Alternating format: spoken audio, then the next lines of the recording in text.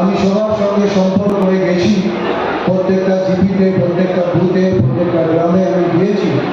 তারপরেও অনেকের সঙ্গে সাক্ষাৎ করা আমার বাকি হয়ে গেছে, অনেকের সঙ্গে সাক্ষাৎ হয়নি। যার সঙ্গে আমার সাক্ষাৎ হয়নি, আর আমি কথা দিচ্ছি এই ইলেকশনের পরেই আমি সবার সঙ্গে সাক্ষাৎ করতে আসবো। আর আমি না আসার একটাই কারণ, সময়ের অভাব। এলাকা ছিল অনেক বড়, যার জন্য সময়ের জন্য আমি সবার কাছে আমি পৌঁছতে পারিনি, যার জন্য আমি আপনাদের কাছে ক্ষমা প্রার্থী।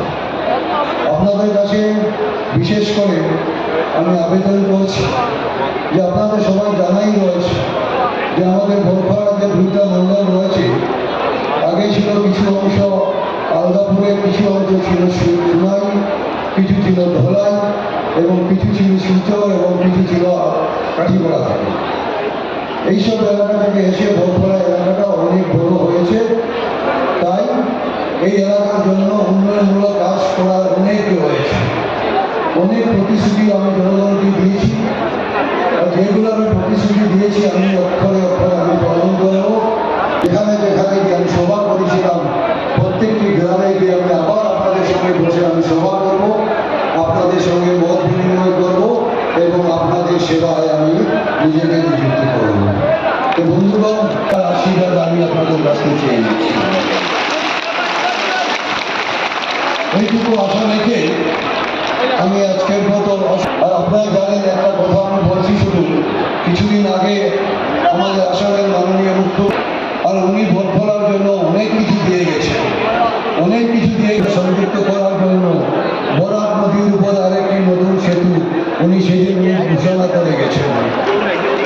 সেই ঘোষণা হয়েছে, আমিও বলেছিলাম এলাকার জনগণকে যে এইবার আপনারা কংগ্রেসকে ভোট না দিয়ে, কংগ্রেসকে তো ভোট আপনারা এত বছর দিয়েছেন, অনেকে কংগ্রেসকে ভোট দিয়েছেন, এই বছর আপনারা কংগ্রেসকে একটি ভোট না দিয়ে বিজেপিকে ভোট দিয়ে দেখুন, তাহলে আপনাদের বরাক নদীর ব্রিজ সেটা আপনারা সম্পূর্ণ হবে। সেটা আমি কথা দিয়েছি, মাননীয় মুখ্যমন্ত্রী মহাশয় সেটা কথা দিয়ে দিয়েছেন। আমাদের এলাকার যারা যুবক ভাইরা বোনরা রয়েছেন, ওনাদের খেলাধুলার জন্য বরখলায় একটি অত্যাধুনিক একটা স্টেডিয়াম গড়ে তোলারও উনি কথা বলে গিয়েছেন। এইভাবে আরও অনেক কিছু বলে গিয়েছেন। সময় একেবারে স্বল্প, তাই আমি আমার বক্তব্য শেষ করছি।